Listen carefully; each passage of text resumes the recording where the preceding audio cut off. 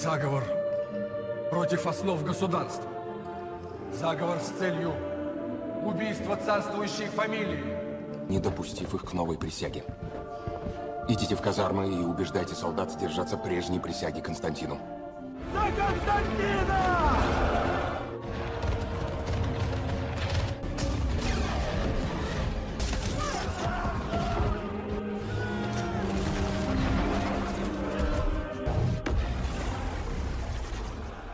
Salut les petits curieux de l'histoire. Si je vous dis Révolution et Russie, vous allez naturellement penser à celle de 1917 menée par Lénine.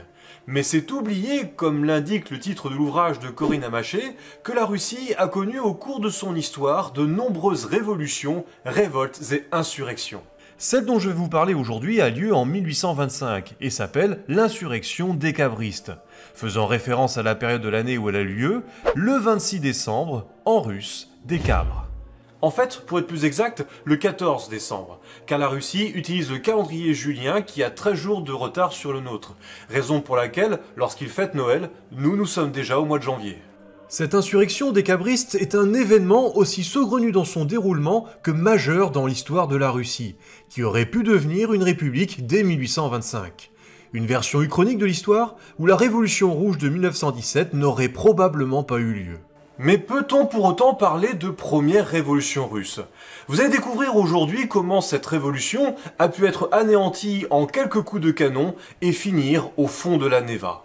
Après une bataille qui s'est jouée au cœur de Saint-Pétersbourg, un événement qui va marquer pour un siècle l'histoire de la Russie.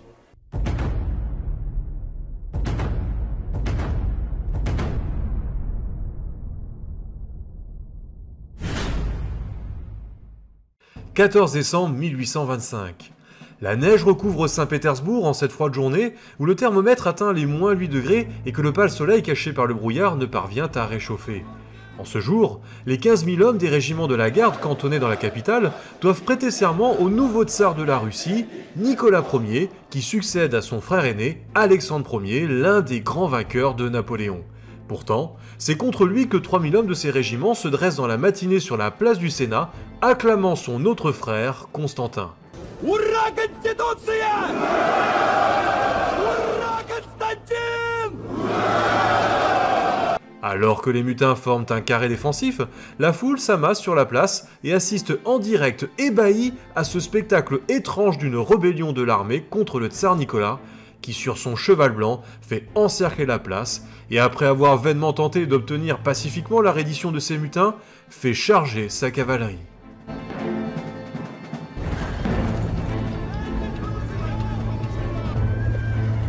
Mais pourquoi est-ce que des unités de la garde se révoltent contre le tsar qu'elles devraient pourtant servir? C'est comme si je vous disais que les grognards s'étaient rebellés contre Napoléon. Surprenant quand même. Eh bien justement, avant de voir les résultats de cette confrontation, essayons d'abord d'en comprendre les raisons. Pour cela, il nous faut revenir en arrière.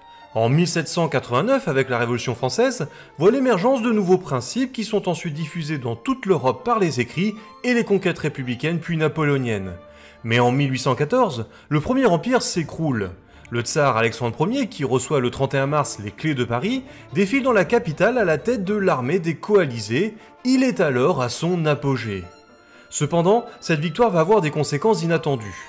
En effet, durant leurs 2 mois de présence à Paris en 1814 et l'occupation de la France de 1815 à 1818, les soldats de l'armée russe, issus du monde rural, découvrent une paysannerie française bien mieux traitée et qui tranche avec le servage sévissant toujours en Russie. Quant aux officiers de la garde, ils découvrent à Paris les idées et pratiques libérales et ne peuvent que constater le retard de leur pays. Parmi ces officiers, Sergueï Mouraviov et Pavel Pestel. Ce sont tous des jeunes issus de l'aristocratie éduquée. Mouraviov a déjà vécu à Paris où son père était diplomate, quant à Pestel, il a fait ses études à Dresde. Et lorsque ces officiers retournent en Russie, ils retrouvent une société civile émergente empreinte des idées des Lumières et qui réclame des changements. En cela, l'avènement d'Alexandre Ier en 1801 avait d'abord suscité chez la noblesse éclairée un espoir de libéralisation du pays. Après tout, le tsar était notoirement acquis aux idées libérales. Il a mis fin à certaines mesures autocratiques de son prédécesseur et a même attribué une constitution libérale à la Pologne. Mais après la fin des guerres napoléoniennes, force est de constater la déception. Car rien n'a véritablement changé en Russie. le servage n'est toujours pas aboli et la seconde partie de son règne prend tout au contraire un tournant autocratique. Dès lors, ces officiers russes, ainsi que d'autres libéraux parmi l'aristocratie éclairée, décident d'agir en sous-main et constituent en 1816 une première société secrète, l'Union du Salut, qui d'ailleurs est le titre du film de Kravchuk sorti en 2019 et dont vous allez voir ici régulièrement des extraits. Parmi les fondateurs, on retrouve Mouraviov et Pestel, mais aussi Troubetskoï et d'autres officiers de la garde. La société, qui va compter jusqu'à 200 membres, devient en 1818 l'Union du bien public, dont le centre est à Moscou, mais avec des cellules dans les grandes villes, dont l'objectif est de diffuser leurs idées. Mais si tous les membres ont les mêmes objectifs, l'abolition du servage et la fin de l'autocratie en Russie au profit d'une libéralisation politique du pays, ils sont en revanche un peu plus divisés sur la forme de gouvernement à adopter par la suite.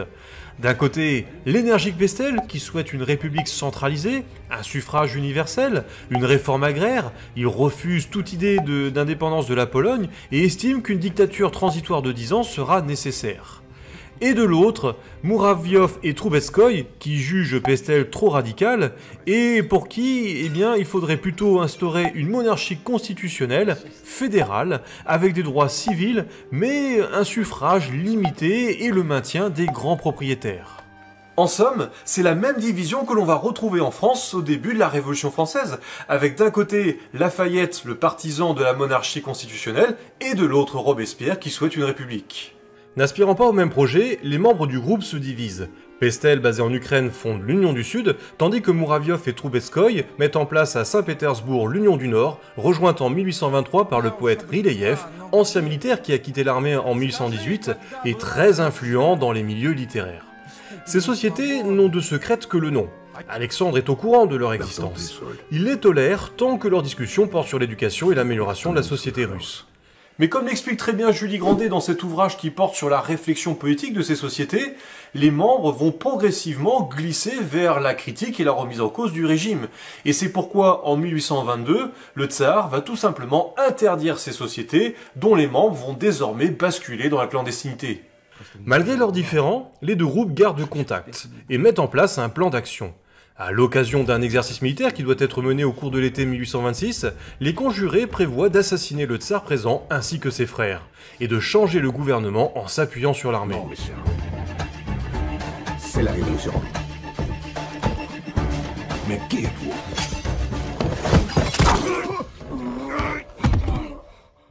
Un plan audacieux, certes, mais qui n'aura pas le temps d'être appliqué, car le 19 novembre 1825, Alexandre meurt au cours de l'un de ses voyages dans le sud de la Russie, à seulement 48 ans. Alexandre n'ayant pas eu d'enfant, c'est normalement son frère cadet, Constantin, qui devient l'héritier légitime de la couronne. Sauf que ce dernier a déjà renoncé au trône depuis 1823. Régner sur la Russie ne l'intéressait pas, et Saint-Pétersbourg l'effraie. Elle lui rappelle trop l'assassinat de son père, le tsar Paul Ier, par ses propres gardes en 1801. « Ils m'étrangleront comme ils ont étranglé mon père », déclare-t-il. De plus, il se plaît bien à Varsovie, où il a les pouvoirs d'un vice-roi et où il a trouvé l'amour en épousant la comtesse polonaise Johanna Grundziska après avoir divorcé de Julienne de Saxe-de-Cobourg. Raison pour laquelle Alexandre l'a déjà écarté, car c'est un mariage morganatique, c'est-à-dire avec une femme de rang inférieur, privant de facto leurs enfants du droit à la couronne. Et puis bon, faut pas déconner, une comtesse polonaise et de surcroît catholique à la tête de la Russie orthodoxe, c'est impensable pour Alexandre. Enfin, comme l'indique Julie Grandet, entre en compte un calcul d'âge. Constantin n'a que 2 ans de moins qu'Alexandre. Théoriquement, il ne lui survivrait pas de beaucoup. Le choix de son héritier se porte donc sur son autre petit frère, Nicolas, qui a 19 ans de moins et qui lui en plus a déjà un fils. On suppose donc qu'il y a eu entente. Alexandre accepte ce mariage de Constantin en échange de sa renonciation au trône, dont il fait la demande officielle le 14 janvier 1822. Le tsar fait alors rédiger un testament dont il distribue plusieurs exemplaires sous enveloppe, notamment au Sénat, à n'ouvrir que le jour de son décès.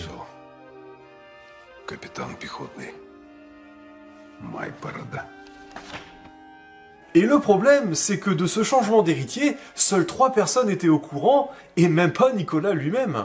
Si bien que lorsque la nouvelle arrive à Saint-Pétersbourg une semaine plus tard, le 27 novembre, on transmet la copie du testament à Nicolas. Et le moins que l'on puisse dire, c'est que ce dernier hésite. Après tout, ce n'est pas la loi de l'Empire. On a beau être dans une monarchie absolue, le souverain ne peut disposer de la couronne selon son bon vouloir et la transmettre à qui il veut.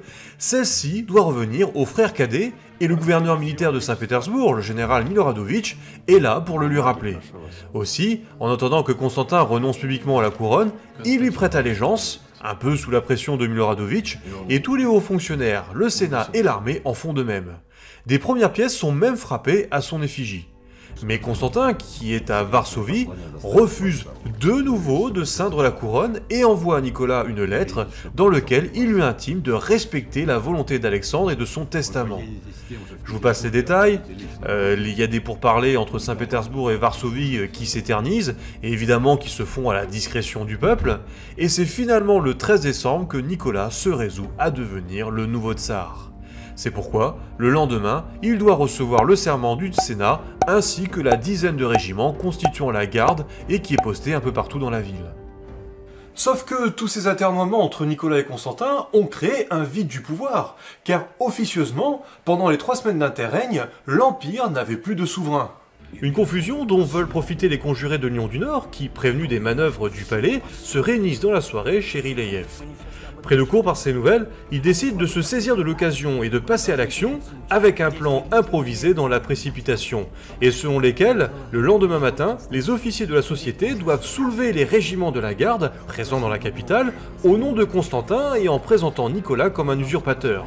Ensuite, occuper la place du Sénat pour faire pression sur ce dernier et pour qu'il publie un manifeste proclamant la fin de l'autocratie et du servage. Au même moment, Piotr Kakowski, avec un autre groupe de rebelles, doit se rendre au palais d'Hiver, arrêter la famille impériale et assassiner Nicolas. L'ensemble des opérations étant dirigé par Troubetskoy, qui est élu par la société dictator, c'est-à-dire meneur de l'insurrection. Au petit matin, alors que les régiments de la garde se tiennent prêts pour la cérémonie du serment, les officiers de l'Union du Nord surgissent dans leurs unités respectives et jettent le trouble en intimant les soldats de ne pas prêter allégeance à Nicolas. Car selon eux, il serait tout simplement en train d'usurper le pouvoir et Constantin serait en approche pour punir les traîtres. Alors évidemment, c'est un mensonge, mais mettez-vous à leur place. Comme ce sont leurs officiers, les soldats se fient à eux, d'autant plus que 2 semaines auparavant, ils ont déjà prêté un serment à Constantin.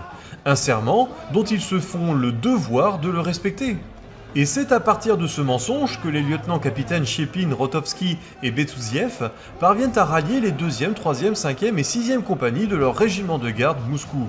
Panov et Soudgov soulèvent les grenadiers de la garde, quant à Arlbouzov et Pouzine, ils en font de même avec les marins de la garde.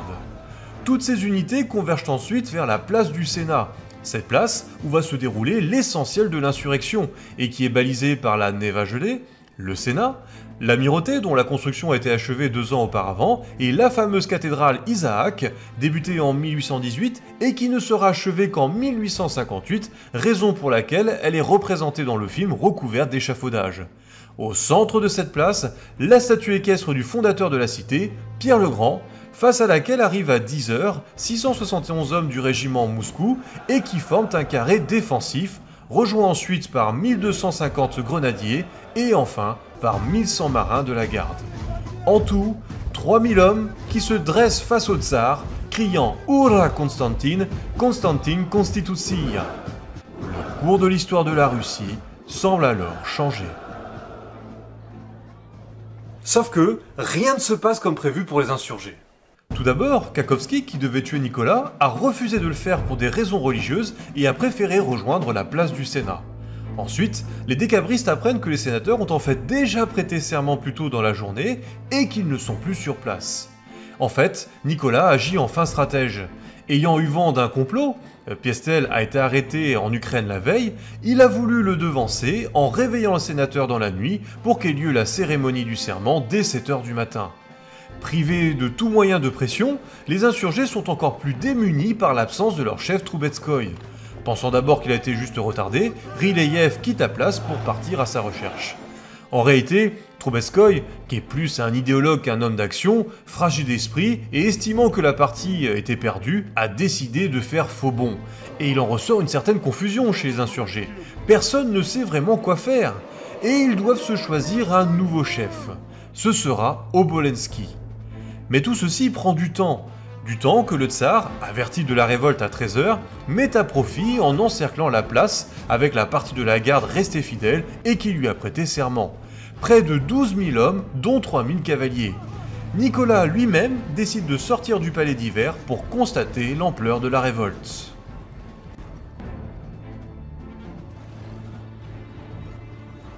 Commence alors un face-à-face qui s'éternise. 4 heures d'attente dans le froid, sans qu'aucune action ne soit prise de part ou d'autre. La force des insurgés réside justement dans le non-recours à la force. Et le tsar, lui, ne veut pas que son premier jour de règne soit marqué par un massacre de sa garde. Or, si le temps a d'abord joué en faveur de Nicolas, ce n'est désormais plus le cas. Le spectacle de troupes se dressant ouvertement contre lui, devant une foule d'habitants plus ou moins sympathisants, qui s'accumulent, délégitime son autorité et pourrait inciter d'autres soldats à rallier les mutins.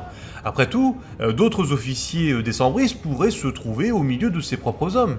Enfin, il faut que la situation soit réglée avant la tombée de la nuit qui, comme nous sommes au mois de décembre, approche assez vite. Il tente d'abord d'obtenir de manière pacifique la soumission des insurgés en envoyant en tant qu'émissaire le général Miloradovitch, gouverneur militaire de Saint-Pétersbourg. Ce dernier s'adresse aux mutins et grâce à son prestige, c'est un héros de la campagne de Russie de 1112, il commence à persuader les soldats de la réalité de la situation et de rallier Nicolas. Kakovski voit la situation lui échapper, il ne tient plus et alors qu'il ne voulait pas tuer l'empereur pour des raisons religieuses, là, il braque son pistolet sur le gouverneur et lui tire dessus. C'est le premier geste de violence de l'insurrection. Il est suivi par celui d'Obolensky qui achève le gouverneur d'un coup de baïonnette. Ce meurtre de Miloradovitch sert de prétexte à Nicolas pour agir et employer la force, d'autant plus que d'autres messagers sont envoyés en vain. Le tsar ordonne donc aux escadrons de la garde à cheval, commandés par le prince Alexei Orlov, de charger. Alors là par contre j'ai un petit problème de source, car en fonction de celle-ci je n'ai pas la même version. Selon certaines, cette attaque de cavalerie aurait eu lieu avant l'arrivée de tous les régiments insurgés sur la place du Sénat. Pour d'autres, elle se contente d'évoquer le fait que le régiment Moscou a repoussé la cavalerie russe, mais certaines précisent que pour ne pas utiliser la violence, les insurgés auraient seulement répliqué par des tirs à blanc et que finalement ce sont les pavés glissants qui auraient fini de faire échouer l'attaque de cavalerie.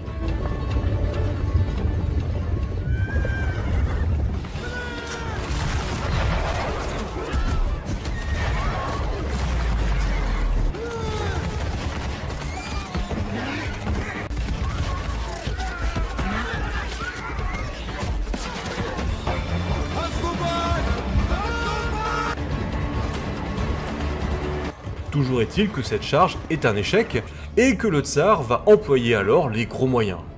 Durant l'après-midi, il avait fait venir des canons qui sont placés en batterie dans l'angle face à l'amirauté. Après un premier coup de semonce sans résultat, les canons sont pointés en direction des insurgés. Ordre est donné de tirer.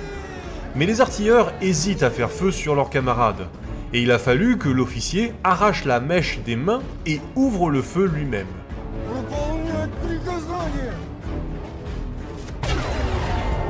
Ce sont des tirs à mitraille. Placés en carré, les mutins sont fauchés par dizaines.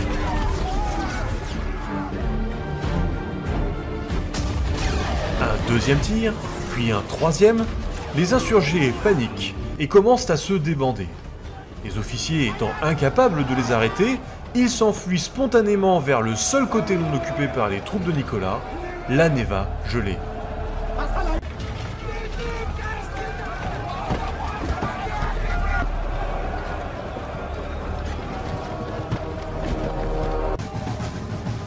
Une fois sur le fleuve, les officiers arrivent à reconstituer un semblant de formation. Leur nouvel objectif, s'emparer de la forteresse Pierre et Paul, située sur l'autre rive. Cette forteresse est un endroit aussi stratégique que symbolique, puisqu'il s'y trouve la nécropole des tsars depuis Pierre le Grand, et en prendre le contrôle constituerait une base de repli et un atout pour la suite des événements. Mais ils n'en auront pas le temps, car l'artillerie de Nicolas a pivoté et continue de frapper les décembristes sur la Neva.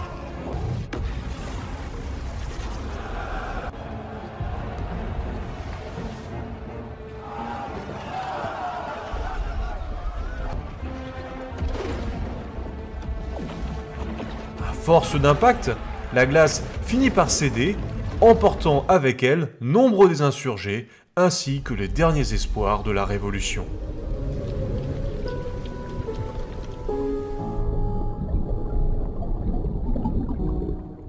Les derniers espoirs, en fait pas tout à fait, car Mouraviov, qui avait été affecté auparavant à un nouveau régiment d'infanterie basé en Ukraine, apprend 2 semaines plus tard les événements qui ont eu lieu à Saint-Pétersbourg, auxquels il n'a donc pas participé. Le 29 décembre, avec les membres de l'Union du Sud, il déclenche à son tour une rébellion, ce que certains historiens appellent la seconde insurrection des cabristes. Sans aller trop dans le détail, ils parviennent à soulever plusieurs compagnies de son régiment Tchernigov, et avec cette petite armée, parcourent durant plusieurs jours la région dans l'espoir de rallier d'autres unités appartenant à la 2e armée. Mais le 3 janvier, les troupes gouvernementales rattrapent et matent facilement cette petite armée de Mouraviov, qui est lui-même blessé et capturé. Ainsi vient le temps de la répression. Une répression qui commence dès le soir du 14 décembre. Nicolas Ier met en place un comité d'enquête qui va exercer pendant 6 mois, à l'issue desquels 600 personnes de sociétés secrètes sont identifiées et mises en cause pour la participation ou l'organisation du coup d'État.